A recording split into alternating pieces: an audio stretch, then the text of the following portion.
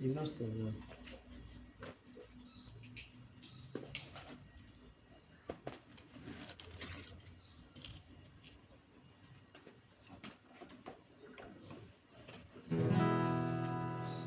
Oh, well, hi everyone. It's been good to spend a bit of time with Pete Smith here today.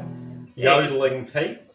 g'day there, Dan and listeners, and good to be at the back here of the old homestead here, and rattling out a few tunes with the old matey Dan Steeler. Just an old mate and guitar, and old mate of mine left this to me. A chap by the name of Laurie Hendricks, good mate. Was my bass player many years down in Tamworth, and sadly passed away, and he left it to me, so I cherish this old girl. And what do you got there, Dan? You looks like you got a pretty Oh, old. yeah, well, this one, this is an old Wayne resonator guitar. Yeah. This also belonged to a mate of mine who passed away last year. And he was with the band like Country Rebellion, which was based in Brisbane. And this one got saved from a cow paddock in the 1970s.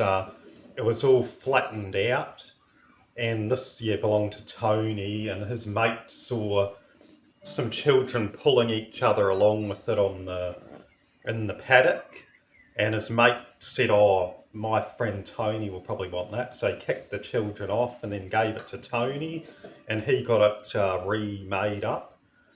And it's a great guitar, from the 1940s, Australian built as well. So pretty hard to find round nowadays. Yeah, but So, well, it's come through life pretty well after coming out of the paddock. What? yeah, No cow paddies.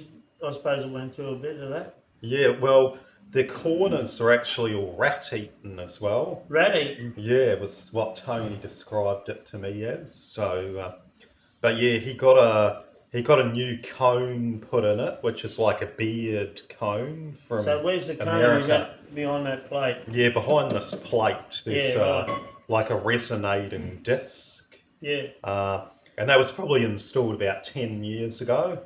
But yeah, Tony used to play this at like the steel guitar get-togethers, and I always used to love this guitar. I used to get to play it a few times at the Oh, club you did. before I had one.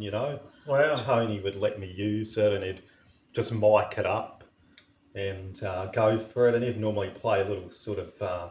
He used to like sort of western swing stuff, Cool. and the old sort of hillbilly tunes as well. So Yeah, yeah, great. And Tony from Country Rebellion yeah, is Mick Welsh.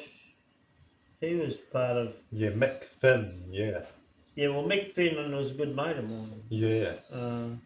I met him many years ago, and he kicked me off in around the Brisbane. He used to play down at the Club Hotel at Waterford, and also down at the Buffalo Club at Wollongabba, and there was another one down in Little Street down in the Valley, just Oh around the yeah, corner from the cop shop. So if there's any trouble there, the cops weren't far away. Yeah, yeah. but Mick Finn wrote a lot of good old songs.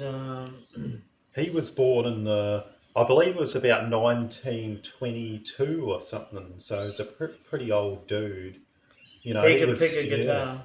So he was like, when he was in Tony's band, he was probably 20 years older than Tony. Yeah. Yeah, and he wrote some real good songs. I know that Pete here has covered them, and he was actually pretty high up in one of the country music associations in Brisbane before like Tamworth really kicked off as well, I believe. Mm. Pete will probably know about that. Yeah. Yeah. ACCMA, I think it is up at Yandina, is in on that Oh, as okay. well. Yeah. But yeah, Mick Finn, he wrote some really good old songs, Mick, and I sing a couple of them. Old Hillbilly from way back, and he a room full of old gold records. Yeah, it's a great song, that Oh, one. yeah, Yeah, yeah. it's on it's on Pete's newest CD, actually, that Yeah, room full of old gold records. And I've played it a couple of times with Pete yeah. on the pedal steel, and That's right. I think I've heard the Keith Jamison Jamo version of it, and I have a Mm. feeling maybe even Bob might have played on the steel on that one, you know. Is that Bob I Elway? think it might be Bobby Oh, yeah. Alloway on that one, yeah. So, but yeah, it's got nice steel on it, and I I'll tell know, you, that yeah, Bob Elway, one thing I've had him back on me a couple of times at Nanango, and I must admit, if ever you want to do a train song and you want to do a whistle of a train, Bob Elway, he can do the electric train, the steam train, and also the diesel. He floored me up there on stage, but yeah, he's a great one of the steel players oh from. yeah, He's been at Brisbane with the Brisbane Steel Guitar Club, you know, since it started, mm, and even like before then, you know, like if you got a copy of the Encyclopedia of Australian Country Music, it was produced in the 1980s. mm, He's even mentioned in there, along with Tony Davis and people like Warren Nielsen as well. yeah, Yeah, so a few legends there. Yeah, yeah. Well, we've had Michelle Rose back of me as well, and yeah, Bob Elway. yeah, Just to add that in my spare time I always do a bit of bird whistling, and I've put Bob to the test to see whether he could copy a few of my bird whistles, and I've also had Michelle Rose put him to the test too, and tell you what, they're pretty good, yeah. They're very like talented musicians, and very, yeah, like you know, they've both been probably playing the steel for probably 50 years, you know, almost. So yeah, I'm lucky to have learnt a bit from like both of them, you know, yeah, you really. are. So Mm. yeah, but I mean, you know, sort of early days, you know. Yeah, and talking Yeah, about Steelers, we've not long lost our good mate Ray Cullen, um, who also is a pedal steel player, and his funeral's this week, so we'll be going down there to show our condolences and say good day to Ray, or goodbye to Ray, and farewell wishes to the family and so forth yeah. down He there. played at a lot of the clubs. He Mm. started off like Glenore Grove Country Music Club Yeah, with Rosalie about 17 years ago. yeah, he's a good Yeah, steel player and as well, so he'll be sadly missed, and yeah, our condolences to the family and that, but.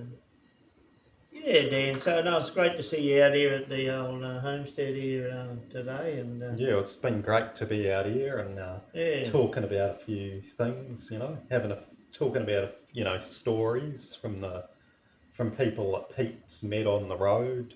yeah, Yeah, yeah. We've done a bit of touring around the place, and we've toured with a couple of the country legends, and such as Shorty Ranger. He's from down in a little place and out from Nulla Nulla Creek, to be precise, and but out from Kempsey, and he had the old family home called Winter Winds from that used to be up in Nulla Creek.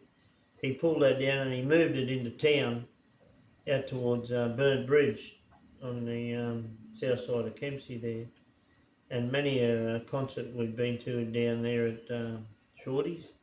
Julie Waters, I used to go down there, and a few of the other old hillbillies. yeah. Like Pete started out really young, listening to Hillbilly 78s of his parents and his That's grandparents. right. So Yeah, you know, old. this is right when it was all sort of kicking off, you know. Well, that's right. And everyone listened to Tex Morton and Wolf Carter and just to name a few. And Dusty Rankin, he was out there as well.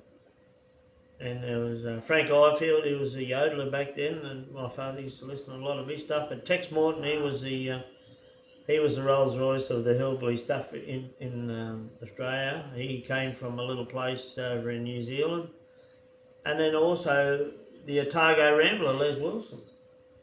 Yeah. And I got to know him, and I've been on a couple of shows with Les. I got to go out to his little caravan out there at the sawmill at Daybra, and got to know Les reasonably well. And Yeah, it's pretty amazing, to hear this. yeah, and Gene Kohler, and I used to say to him about his yodeling, and he said, he said we only use simple stuff. We only had simple stuff. And when he used to lock himself in the bathroom, and he'd get a bit of galvanised downpipe, he'd put the microphone at the end of the pipe on the floor, and reel-to-reel recorder, and he'd start yodeling down through the downpipe, and that's how we got the echo for the yodel. Yeah. Just amazing stuff. That's amazing, yeah. Oh, yeah. He was a remarkable bloke to talk to. Because he would have started out probably even in the 40s, do you think? At least in the 50s he had stuff released in New Zealand. Yeah. Very, very, very popular man. Feeling sad and lonely, and feeling lost and blue. And he was talking about his little love, Gene Calder, and how the love was true blue. Sometime I'll have to get Pete over, because I got quite a few of his music, so we'll have a good listen to it, and we'll probably do some of them out at the club. We're both out at the Country Music Heritage at Rosewood, so we love the old tunes out there. So mine's a bit of a coincidence today, Dan, that we're both wearing the same hat. Yeah. And our old mate Russell Wilson, he got these made up. Got them made up for us. We're pretty dedicated to the club, and he thought they'd be going to a good home, so that was great of him to do that. Yeah, I sort of feel, a lot of this music sort of getting, it's gone by the wayside, as the years have gone by, but Pete's one of those guys that keeps it alive, and because I love the music so much, that's, my job as well, to keep the good hillbilly music going. Yeah, well, when I was in my younger years, I loved all the old hillbilly stuff, and the older the better. And I got to meet Trevor Day. And Trevor Day was a gentleman that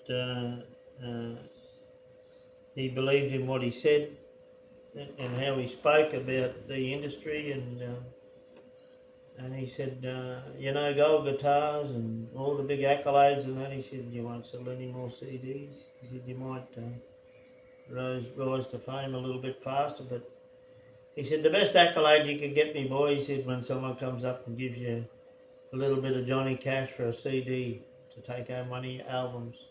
I saw that man walk out on stage, one man and one guitar, and wow the crowd.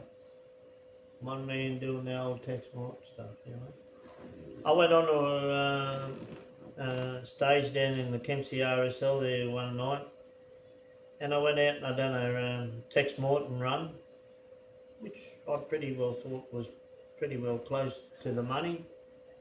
And when I come off stage, he said, listen, young fella, he said, you better spin the record around a little bit more, he said, and get that run right. And I said, what am I doing wrong there, Trev? He says, there's one part of it there you just quite haven't nailed it. He said, I'll only show you once. He said, and the rest you'll have to spin the record to find out the Oh, yeah. Yeah, but it was an old one.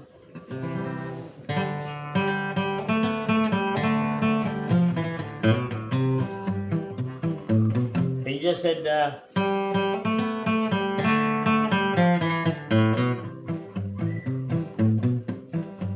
he was big on Tex Martin, and then he go.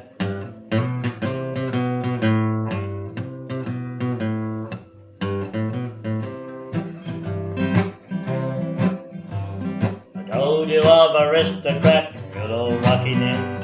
Their names will be remembered long after they are dead. They're from the best of riders, the greatest of all time. So let me tell you all about this duello of mine.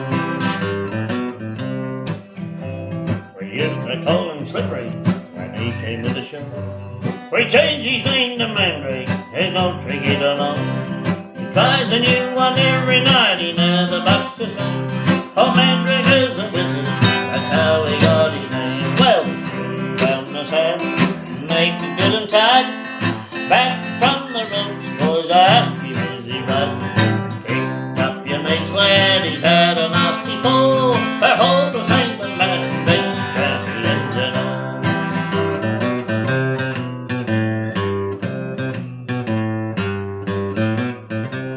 I'll play there, boys.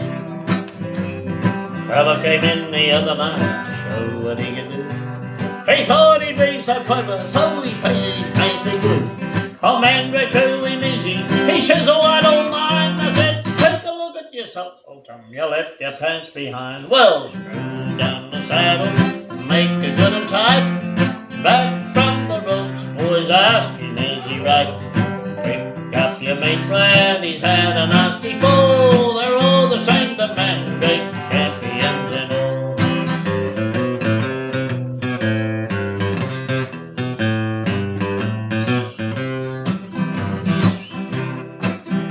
I have a little saying, that's one you ought to know. It's always been the motto of my traveling rodeo. There never was a rider who never could be thrown.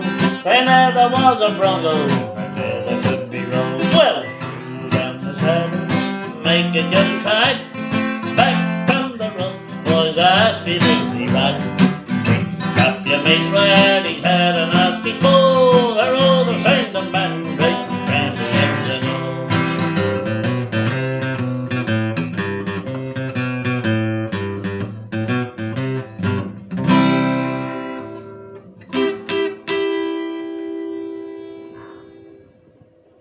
Yeah, old Tex. He was born in Nelson, you know, and I believe he was a runaway from his home when he was a young boy, and he was walking. I think a policeman found him or something walking along the street, and they asked what his name was, and he looked at a petrol station or something, and it had a thing up, Texaco or whatever. And he said his name, oh, my name's Tex Morton. And that's what he called himself after that. But his real name was Robert something, wasn't it? Yeah, Robert. Robert Morton or something. Yeah. Yeah. He starred in a couple of Matlock police shows down in Melbourne, and we got one of his, acquired one of his videos here many years ago. It was handed down to us, and a gentleman down at Ballarat, there's two good mates of mine down there. Ken passed away. He had a lot of Tex Morton stuff. In fact, the fellow used to live down the road from him. He used to make the butter box guitars for him, for Tex Morton. You know? Oh, yeah. And another good mate of mine down there was Buck Carson. You know? Oh, yeah. He was known as Charlie Retno. But yeah, we were talking about the Tex Morton guitars before, because both Pete and I have got one, so that's right. I'll probably put a photo up of those together later today. Yeah, right. Yeah, my Tex Morton guitar, I bought it from New Zealand. Got my mum to bring it over. Oh, yeah. When she was over for the holidays. Yeah, right. I got it in Christchurch. But I got my mate to actually sign the back of the guitar, who played on one of Tex's albums in the 1980s. So Murray Arden. So yeah, I knew Mark Murray. Oh, did you know him? Yeah, and I know Gavin Arden as well. Oh, I don't know whether they're brothers. Yeah, they are. Yeah. But that little parlour guitar that I got, that butterbox guitar, that also come from New Zealand. Oh, yeah. I bought it online. and that's where it come from. So they Yeah. flew it over. Oh yeah. They couldn't bring it over by water, but they put it on a plane, air freight, you know. Yeah, I got mine off a thing called place called Trade Me. Cost me about $100, and then I got it shipped to my mum's house. But mine's not in that good nick, you know. Yeah, Pete's one's a lot nicer. It's got all the stickers on it still. And also Trevor Day played his one at Boondooma, so that's pretty cool, you know. Trevor. I walked out of the caravan with it, and he do a Tex Morton because he helped set up the Tex Morton Museum for Noel Smith. They had a mobile Tex Morton museum and a lot of good stuff that was in that museum, and anything to do with Tex Morton, poor old Trevor be right onto it. And anyhow, he spotted me with this Tex Morton guitar, and he turned around and he said, "Listen, young fellow," he said, "could I have a look at that guitar by any chance?" I said, "Yeah, by all means." He had a look at it and he says, "This is the genuine article." I said, "Yeah." £100 guarantee that He it's said, the. "This is the genuine article." And he sounded a bit like Tex Trevor Day. And he said, "Would I be able to borrow this young fellow to go up on stage and see whether I could make it talk?" I said, "Well, I couldn't think of anyone better than you, Trev, to take it out of my hands and take it up there." I said, "But listen, don't knock it around too much, will you?" He said, "No," he said, "I'll just make it sing." He walked out on stage, one man and one guitar, an old, what would that be, 1940, 1950 model guitar, made out of rubbish timber, made out of butter boxes, and made that thing talk. You know, Pretty awesome. one man, one guitar, and prior to that, I won't mention names, but prior to that, a full band walked out, a five-piece band. They done an hour singing, and they didn't get anywhere near the applause that Trevor Day got. One man, one guitar. Yeah. You know, he sang The Cat Came Back and all them old songs, you know. Oh yeah. Pistol Packer Mama. You know, Yeah. he did it. And, so Yeah. he was a showman too, and he taught me a little bit. And, these are the things that are taught to you over the time, and you can be told a lot of things being a showman, and but you've got to know how to hold a crowd. Yeah. That's the essence. And he was one that could. Trevor Day. You wouldn't hear a pin drop. You know, he could yodel, he could do the guitar runs, and he could sing, and he could write songs too. You know, bit of a Yeah. legend. You're very lucky to have met people like Oh this. yeah, You know? and Ron Peters. Ron Peters was another good fellow, and Dooley Waters. Dooley Waters was good on the Tex Martin stuff as well. Yeah. Well, thanks very much, Pete, for those memories. Oh yeah. Uh, I'm gonna just pause the video, and I'm gonna take another one on our next subject. You Yeah, I know. wonder what that'll be. You can be assured that it's going to be something about some hillbilly artists, you know, hillbilly and country artists. That's right. Yep. Okay, thank you. Hope Thank you you. enjoyed that. Thank you.